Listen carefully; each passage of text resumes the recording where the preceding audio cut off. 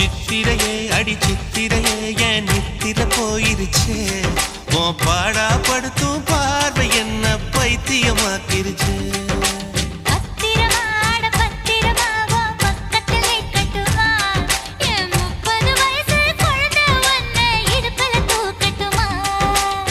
இடுப்பு மடிப்புல ஊஞ்சல் கட்டி தூளியம் ஆடட்டுமா